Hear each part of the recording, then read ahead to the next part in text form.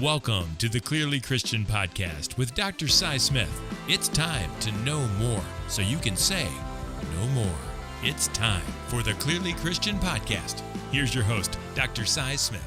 I'm Dr. Cy Smith, and this is Clearly Christian, a podcast about what it means to see the world from God's perspective, and then the impact this has on training the next generation to live a life consistent with a biblical worldview. If you like the show you've been listening, I'd encourage you to hit the subscribe button or leave a review. That'll let others know the show is worth listening to and certainly help us advance the cause of Christian education. So thank you again. Today's extra credit version of the Clearly Christian Podcast is a deeper dive into my conversation with producer Brian Lefelock recently on private Christian school funding and capital campaigns. So we want to explore that topic a little bit further, specifically how it relates to my position here as the CEO and superintendent at Mansfield Christian School. So let me welcome in our show producer. Brian, let's pick up this conversation, talk a little bit more about MCS. So welcome back. Yeah, thanks for having me back, and I appreciate the opportunity to have this with you. And I'm just really interested in the Mansfield Christian School capital campaign, the need for it, how's it's going. Can you talk a little bit about where you're at? Give me some progress on what's happening. Yeah, we there. believe, thank you for asking, that we believe this is the most significant campaign that Richland County has ever seen.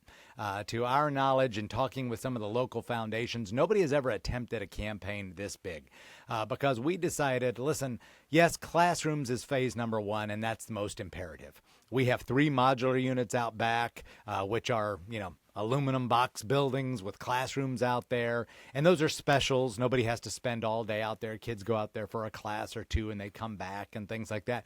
But that is not the future, right? We don't want to keep building modular units to sustain our things. So we've got classrooms designed in phase 1. But as we're growing, all those other logistical needs are becoming just as imperative. In other words, we've never had an auditorium.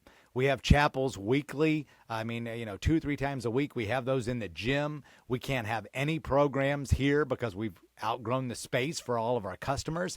And we need another gym to service all the extracurricular activities. So we said, if we're going to do this thing, let's not just build a $10 million building that's going to have classrooms in it because the entire infrastructure needs to get bigger. So this campaign is $30 million campaign, 3 $10 million phases. Obviously, classrooms are number one. That's who we are as an educational institution. Auditorium and gym, those can come in either order. If we have a donor that wants to help us fund a gym, we'll build a gym phase 2. If we have a donor that wants to help us build an auditorium, we'll build an auditorium phase 2. But right now, out of $30 million, we're a little over $7 million either collected or pledged. And that's a great amount. And we've kind of decided as a board and a leadership team and myself, a superintendent, that in order to pull the trigger on phase 1, you don't have to have necessarily all 10 to 12 raised. And usually that first phase is a little more expensive than the other phases because you have site development cost, parking lots, utilities, things like that. You're going to put in a lot of things into phase 1 that you won't need in phases 2 and 3 because it'll already be there, right? All that stuff running underground and things like that will already be in place. So that first phase is probably going to cost a little closer to 12. But we really would like to raise another $3 million more to get from 7 to 10 in calendar year 25. So before January of 26, we're trying to raise $3 million to at least get to 10. And then we think, okay, we could break ground with 10 million, borrowed then 1 to 2 million more to finish that off at least, or at least to get it started, and then keep raising the money needed, obviously, for phases 2 and 3, which will pay off phase 1. Well, that sounds like it's going real well. Is that according to plan then? Are you on kind of schedule? Or are you surprised a little bit? I tell people, behind the scenes, people ask me that question all the time. Both are true because I knew what low-hanging fruit was out there. And so, you don't go into this saying, well, we've got 0 and I have 0 chance, or I have no knowledge, I should say, of what's out there. Well, I knew there was some key people I wanted to go to for those asks. And I knew there was a grant that we had potential to get, which we did get. And so some of those things came through. And so I were able to put some of those things together, and it went as expected. And so in that case, I was certainly very, very happy. But in another way, now that, we're where we are at a little over 7, now, as typical with campaigns, I feel like, okay, we've stalled a little bit, and I'm waiting on some asks to come in, and I've got some other things out there for people, but they're not coming in nearly as quickly as those first several 6-8 months did. And so now it's okay. Now starts the in the trenches, a little bit more work starts, and you start saying, okay, Lord, I'm not really sure where the rest of this money is going to come from, but help me to see the right doors and to have the courage to walk through them. But if I'm a business or a concerned citizen or somebody with means to give, this feels like the time that I'd want to climb on board. Like, it doesn't look like it's not going to happen where I'd commit all my money and then I end up with nothing. We're on the other side of half. It feels like now's the time to climb on a moving train because it's a little safer. Is that accurate? Like now, Yeah. it would feel better to give now than at the beginning. No, totally agree, right? I feel like, because I live in a world where I talk about $30 million, right? So when I say we're only $3 million away from phase one, and the board kind of laughs, but it doesn't sound really big. That's right. I'm like, listen, 3 million more. And so that's what we're really doing right now is saying, okay, can we go after this group for $1 million, this group for $1 million, this group for $1 million? And if each one of those groups will give $1 million, we're there. Right. And one of those groups would be, our own customers. And we have a campaign going on right now for our families. We have over 500 families. And so we're saying, okay, if every family would just pledge $700 a year for the next 3 years, that's over $1 million. And say, okay, that's only like $2,200 over the next 3 years. $700 doesn't seem like that's a unrealistic goal. I'm not asking them for thousands of dollars. You can even make that $700 pledge annually over 12 months. So break that down to $59 a month. I mean, make it doable, however you want to do it. But if each family would just give $700 a year over the next 5 years, or 3 years, that's $1 million. If we could find, another campaign we've got, if we could find 1,000 businesses to give $1,000. And for a business, $1,000, not a lot of money, right? They don't have to write us a $1,000 check. But again, $1,000 over 3 years, very, very doable for most businesses. And if we can find 1,000 businesses to give $1,000, that's $1 million. So now we've got 2 of the 3 taken care of. And then, of course, can do that with any other group. Can our alumni? Can other community members? Can churches? Can other civic organizations, foundations? Can they invest over 3 years, these 3-year pledges in 25, 26, and 27 to say, yep, we can bridge that $1 million gap that you've got and then put 3 of those together to get to 3? It seems very, very doable. So it seems like, yep, this is a great time to get on board locally. I like that, and I like your passion. I love your passion. I'm not surprised by it. I have a question. I know you're all in. Is the board? We talked in our last podcast episode about everybody has to be on board, or it's not going to work. And a lot of people are donating a lot of money. Are you guys completely all in, and is this thing going to happen? Because does everybody feel as passionate as you? Yeah, I don't know if everyone feels as passionate as or expresses it that way. I should say that's probably the better thing. I think that I'm constantly trying to bring everyone along. I do know that the board is 110% committed, and I made sure of that right out of the gate that, hey, listen, I can't do this alone. This, one single person out there asking for $30 million is not going to cut it. I'm going to need some infrastructure support, and I'm going to need you out there as public voices and public advocates for this. And you're going to have to get some skin in the game originally as well, right? I can't go out there and, to your point, and say, yeah, most of the board has made pledges. Nope. I have to be able to say all of the board has made a pledge according to the means God's given them, of course. They're all behind it, and they're all out there advocating for the school. This really has to be number 1 or 2, with their church in terms of what they're giving to charitably. This can't be a distant 5 or 6 on their list of what they give to in their philanthropic efforts. This neither needs to be 1 or 2, with their church in terms of their own giving to Christian ministries and organizations. But yeah, I definitely try to communicate this passion as much as I can so that people will get on board and say, because it would be tragic if we're not successful here, especially like you said, since we're so close to phase 1. Yeah, and talk a little bit more about that. So what would we be without? So let's say it falters. and you don't quite get it, or it takes a little longer. I mean, these are troubling times. We talk on this podcast a lot. I love the way you talk about the fact that if we're going to really make a difference in this world, turn this world around, that right now we're in trouble. If we're not able to grow at Mansfield Christian, if we're not able to expand the kingdom, what does that mean to all of us? Right. And even practically, and I alluded philosophically to it on the prior show, so I'd encourage the listeners to go back and watch that as well. But I'll even talk about it practically. I talk with business owners all the time who are complaining that they don't have enough workers to fill their workforce. And that could be everything from floor workers to CEOs. I mean, think of all especially the manufacturing and STEM-related fields in Richland County, that they were built by the boomer generation. And they are desperate to pass those companies on to others. They don't want to just fold and, watch this thing go by the wayside. They'd like to pass it on to another generation, but they can't find enough other people who are qualified and willing to stay in Richland County and take over these companies. And so what we're out there saying is, listen, we are growing by leaps and bounds. We're going to have 900 kids this fall. We're going to be putting 60, 70 kids every year out into the workforce. And they are going to be great kids with strong Christian values who you want as your employees. They are capable of taking over your company. They are capable of working for you in a way that you're going to be proud of. They're going to be honest. They're going to be quality kids. Are they going to be perfect? Absolutely not. But they probably come from a good home, and they probably are going to church, because that's part of our deal here, to go here, right? And they've been taught right from wrong, and you're going to be able to count on them. So they're going to make great employees.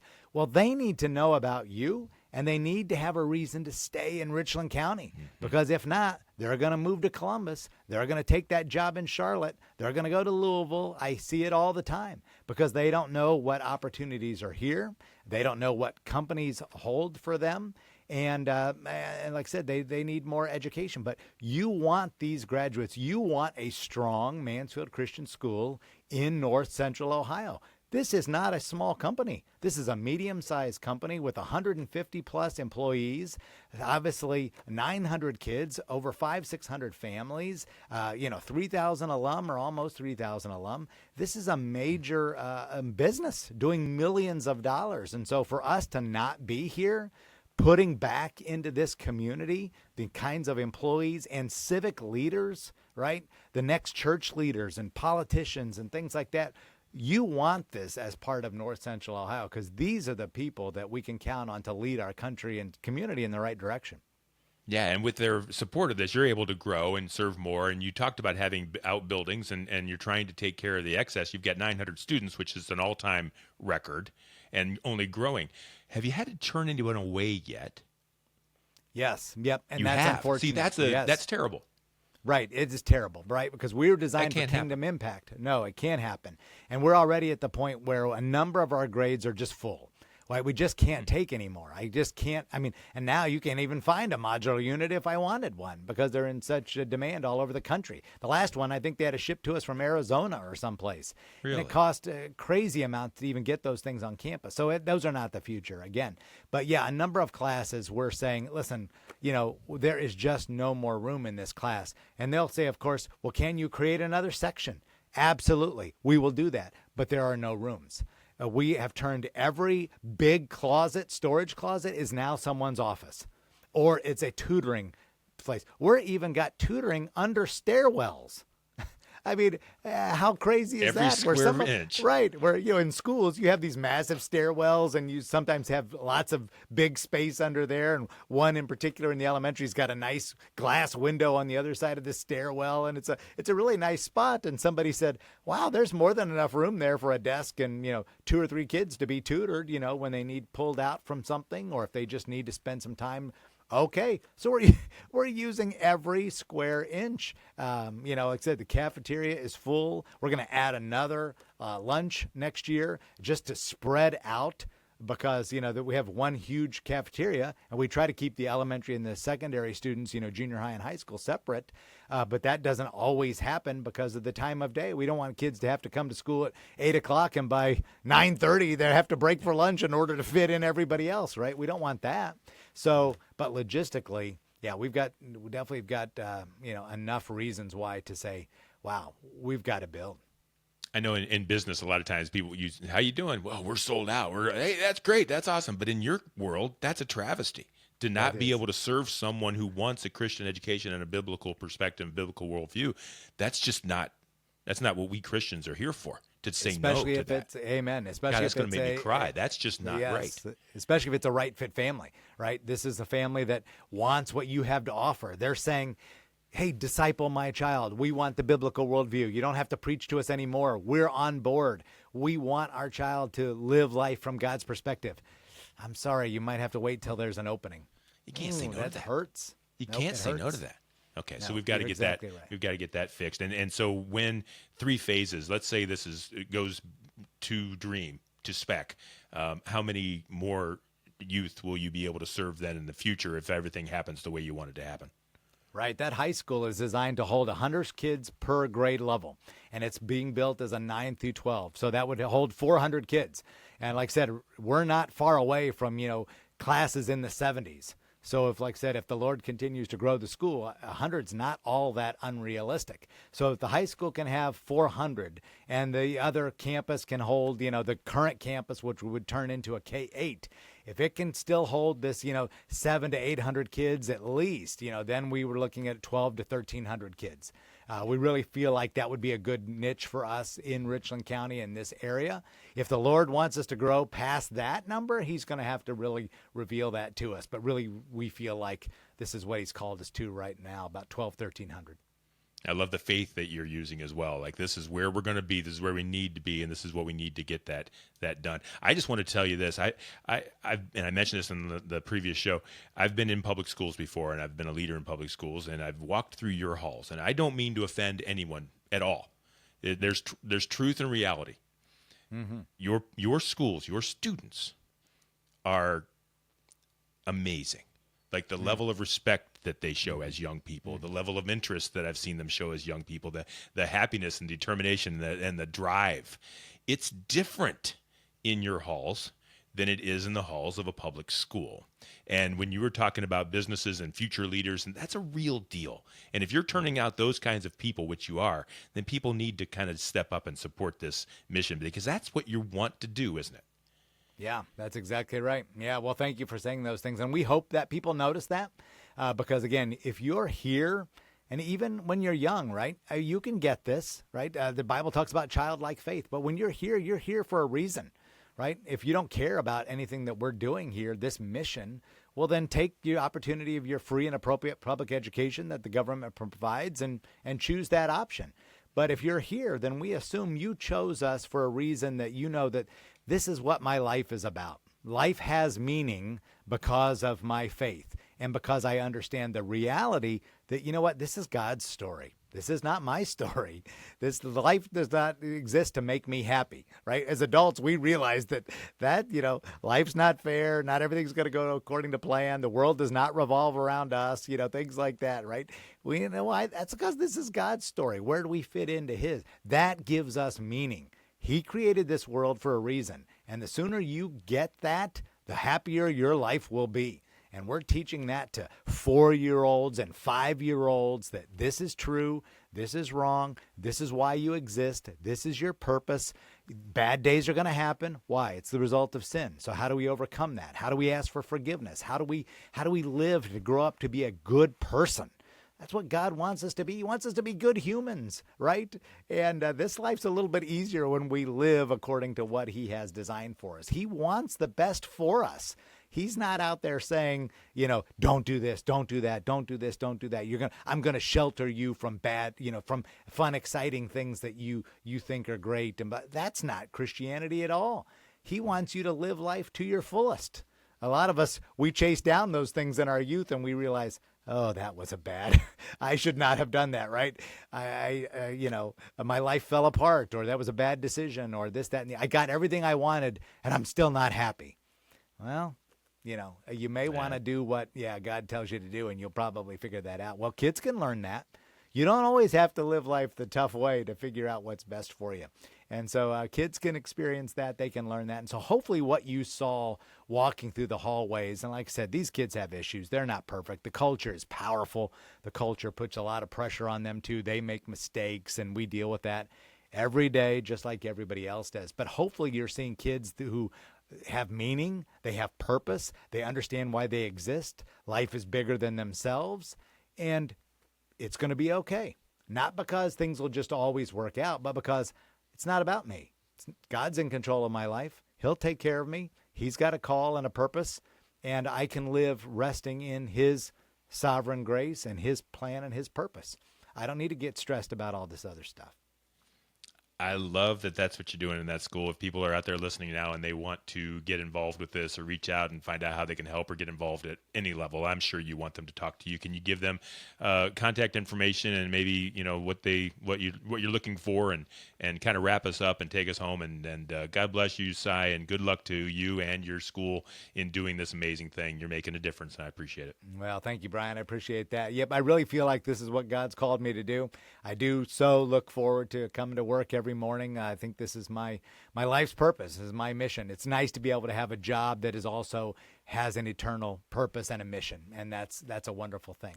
But no matter what job I had, like I talked about in the last show, all of this can be used for God's glory, and that's what we want to train them to do here. So love to talk further about this, whether you're a business owner or a community member or a parent of any kind, whether you're in Richland County, Ohio, or whether or not you're across other states. This is a cause worth supporting. So email me at smith.cy, and Cy is spelled C-Y, smith.cy@mcsflames.org, or you can go through the school's website at mcsflames.org. And again, MCS stands for Mansfield Christian School, so mcsflames.org. Or you can always connect via the clearlychristianeducation.com website. And so you can go there and you can read more of my blog post, and you can read more about me and the school, of course, there as well. But you can find out more about this particular campaign on the school's website, or you can email me directly. Love to have you get involved, because there's a number of ways that we can even honor your gift as well, much like a college. We'll do naming rights, of course, for buildings, and we'll help you leave a legacy of tremendous meaning and leave a legacy for time to come. And so I'd love to have you get involved in the future of Mansfield Christian School, because we really believe we can change not only North Central Ohio, but we can change Ohio and can change our country as well by making sure these kids have the right values and are taught the right way. So again, thank you for joining me. I hope that now you know more about our campaign at Mansfield Christian. It's a pleasure to speak with you about this. And again, you can live those convictions out and invest in our program. Again, if you like the show, help us spread the word by subscribing, leaving a review, and helping us advance the cause. I would certainly appreciate that. Remember, the only way we're going to turn things around in this country is to increase the number of people who hold a biblical worldview. And the greatest hope we have to get there is Christian education through schools like Mansfield Christian here in Mansfield, Ohio. Again, I'm Dr. Cy Smith. Thanks so much for joining me today. Thank you for listening to the Clearly Christian Podcast with Dr. Cy Smith. Hear more episodes at clearlychristianeducation.com. If you'd like more information about Christian education in your neighborhood, or if you're interested in education opportunities at Mansfield Christian School, or if you agree with Dr. Smith and want to help him in his mission to influence and awaken Christian America, you can send Dr. Smith an email through the clearlychristianeducation.com website. Message him on the Clearly Christian LinkedIn or Facebook page, or call the Clearly Christian Connection line at 419-756-5651. This has been the Clearly Christian Podcast with Dr. Cy Smith on clearlychristianeducation.com, brought to you in conjunction with Mansfield Christian School, a Bryan Media production.